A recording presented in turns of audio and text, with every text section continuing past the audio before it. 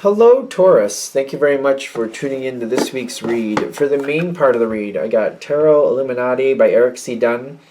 I don't know of a website for this one, but it's a fairly new deck, so it shouldn't be that hard to find if you really want it. Supportive Oracle cards, Queen of the Moon Oracle by Stacy DeMarco.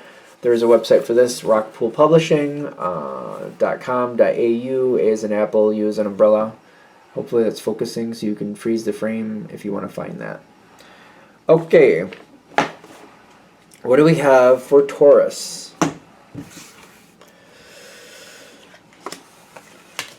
The energy feels like it's tranquil, or something is a little more tranquil than maybe it was before.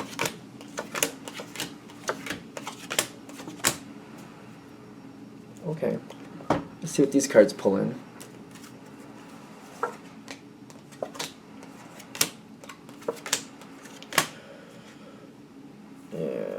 That one card and that card. Okay, so two face down cards. This could be really good. Let's see. Let's get there, right? Okay. Starting off, you have some good cards, really good cards starting this off. You got the Lover's card, Seven of Wands, Six of Pentacles, which I very much like for Taurus. Earth cards for Taurus, like Earth cards for Earth signs are very good.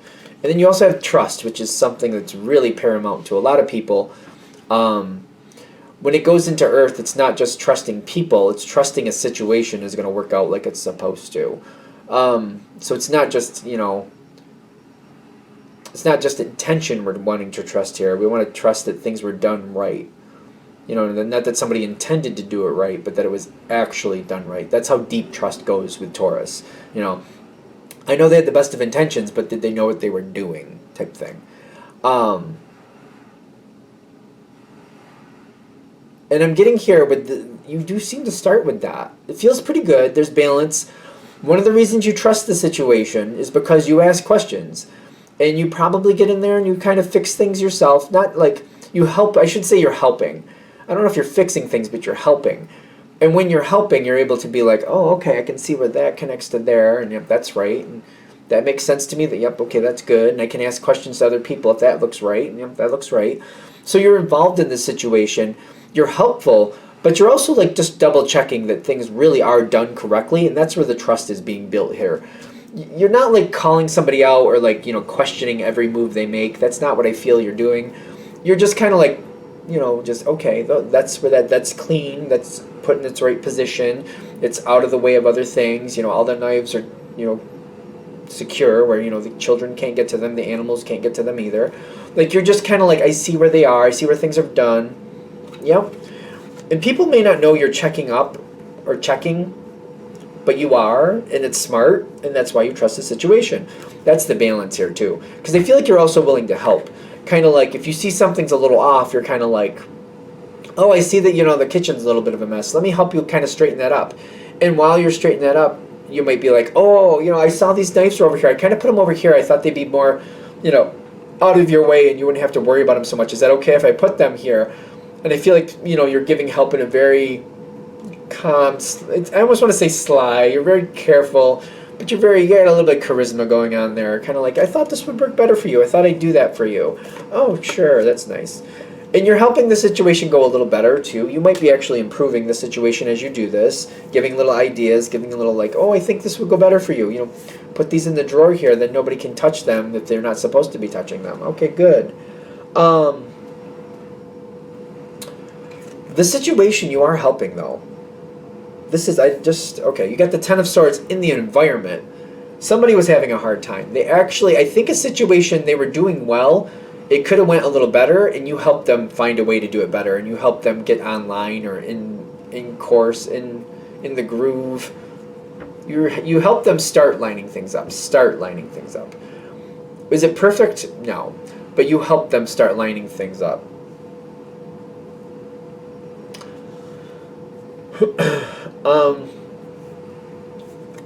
They seem to be releasing a lot of stress here because I feel like they needed a better way to do things, and you're showing them a better way to do things.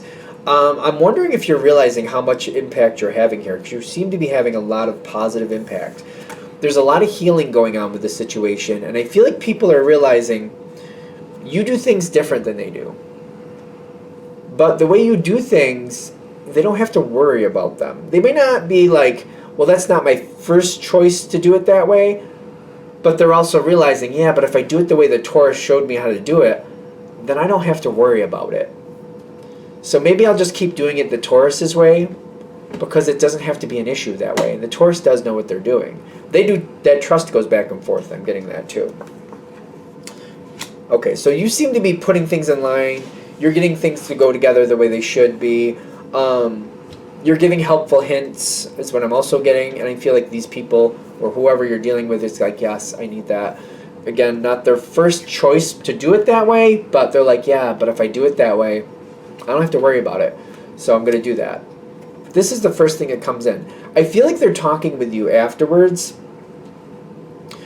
And I feel like they're picking your brain a little bit.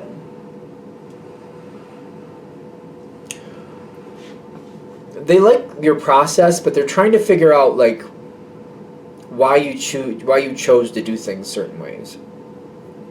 Kind of like, all right, Taurus, I see you do it this way. I wanted to do it that way. Why did you choose to do it that way? And can you tell me the way I was doing it, why you didn't like that or why you wanted to change that? I don't think this is a bad conversation. I think it's very good. But they're just kind of like saying, okay, you're doing it and it's working, and I like that. But can you tell me where you saw the flaws in the way I did it? And what made you choose this and what made you choose that? I don't think you have a problem with that. I also see, though, that as this conversation is happening, it seems to be very apparent to you, if it wasn't already, that there's only so much you can do here. Because this energy has to go and do their own thing. It's very weird to me. All right, I'm seeing these three cards plus the top card, and I'm feeling really weird about it. So I'm trying to figure out what they're doing. They got the Death card, the Justice card, and the Two of Cups. Now, all these together really aren't that bad. But it's kind of like battling. It's the battle between passion and reason. And, sometimes they go together, sometimes they don't. What they want to do and what they're passionate about seems a lot stronger. But then they have to, fold in, yeah, but what's the right thing to do here? What will make this sustainable? And I feel like they're even probably running this by you. Like, they have this new situation they want to do. They're very passionate about it, and they want to do it a certain way.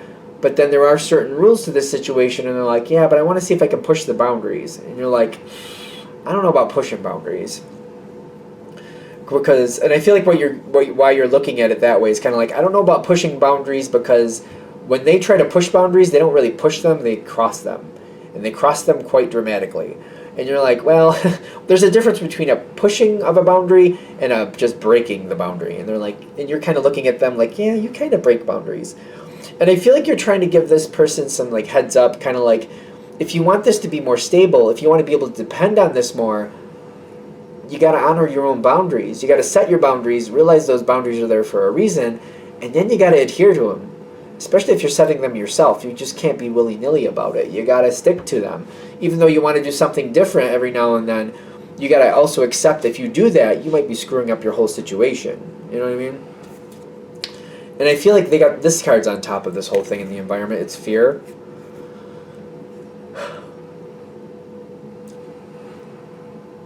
The passion and the rules, I feel like this is something where this person may not know if they can really do this or not. There's something here where they might be making a life change, changing how they do things in life, changing what they do in life.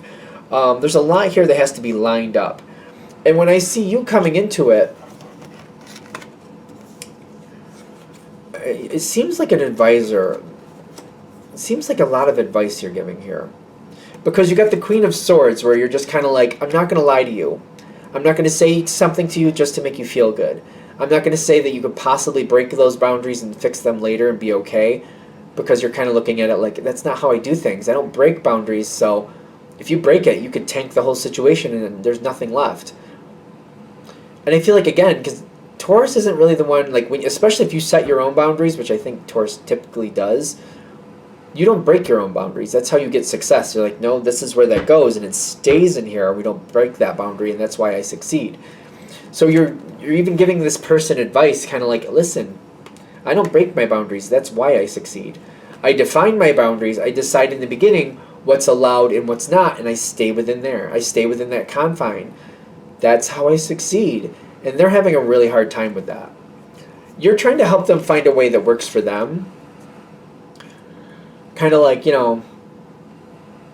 almost like you're trying to help them find a way for seasonal boundaries. Like your boundaries in the winter, don't travel more than 30 minutes from home. Your boundaries in the summer, you can travel up to 400 miles away, but it's based on the weather. You're trying to help them find a better way for them, a way that could work for them, a way that they could actually live with. Is this working? Is this working? You're helping them, especially with the resilience, and there's a lot here. It's a lot for them to hold on to. I feel like they just need to try. This reminds me of like ordered chaos, which sounds funny, but it's kind of like,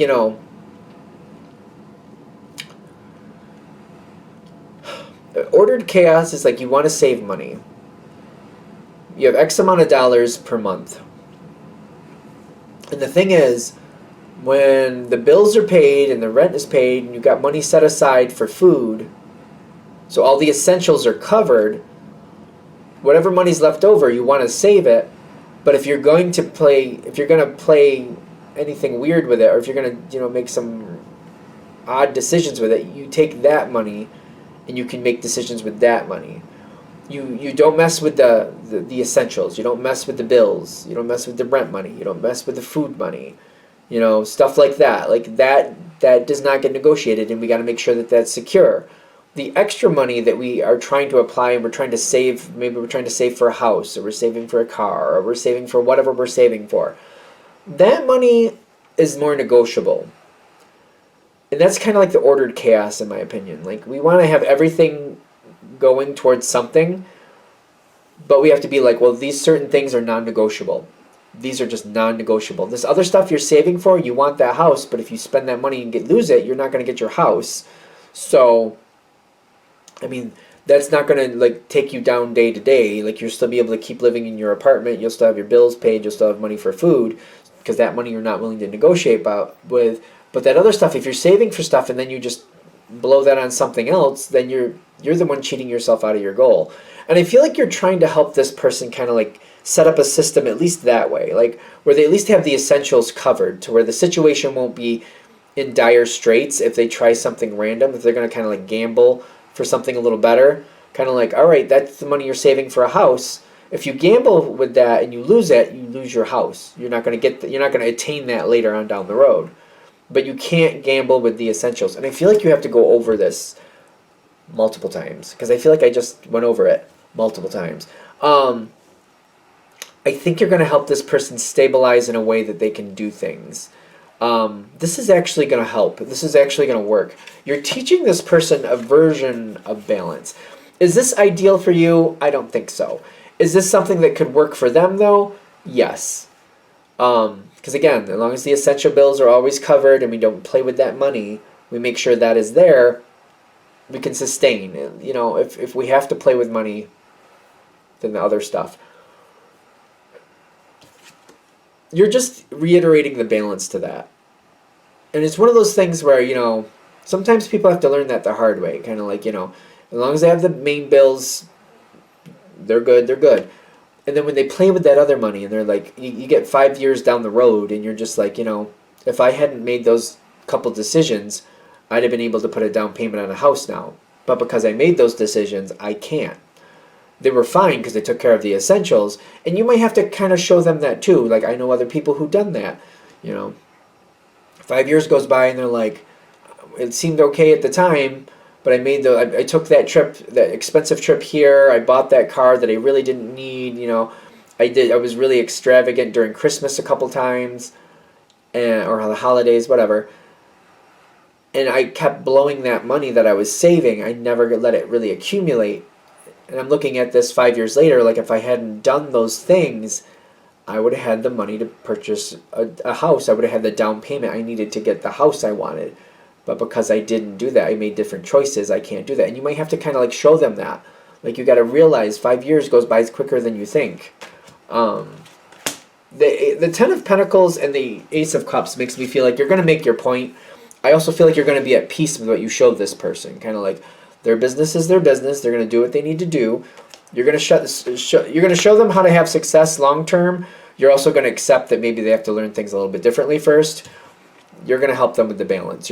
I feel like this is like almost like Taurus 101. Like, you'll teach them to do it the way you would do it, but you're also kind of like, all right, let's also get realistic here about what they actually will do or more likely do, and I'll teach them how to keep that secure.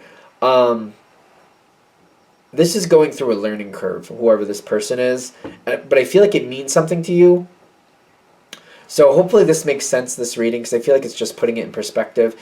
I have a weird feeling like you're nervous, because I'm getting the Five of Cups here, kind of like, on your side, kind of like, I don't know if this is even going to work. I'm kind of nervous for them. I kind of get that feeling like you're nervous for this person you're helping. It will make an effect. Just set it up to where they can learn more over time. I feel like this is something like, in my 20s, I made some financial mistakes, and I learned the hard way. And those are mistakes you don't forget. So that's some of us just have to learn through the school of hard knocks. And I think maybe we would all argue that in one form or another, in one category or another, we all have to learn through the school of hard knocks. May not be finances, maybe relationships, maybe, work situations, or maybe letting people tell us what to do or stuff like that. But this is what they're going through, and you're good at it. So they're going to learn from you. Your effort is worth it. It will pay off a lot better than you think. This is worth it. It is going to have a really good outcome too. It's going to be down the road too. I think that's one of the things. Like, you're going to see the development. You're going to see how your influence is helping this person develop over time. I think that's where you're really going to get the satisfaction. Kind of like you're going to see over time how they're developing, which progress is progress, right? All right, I'm going to shut this down here. I hope that helps. Thank you for watching. If you'd like a direct reading from me, shoot me an email, jamesforastral@gmail.com. That's James the number 4, astral@gmail.com. Thank you.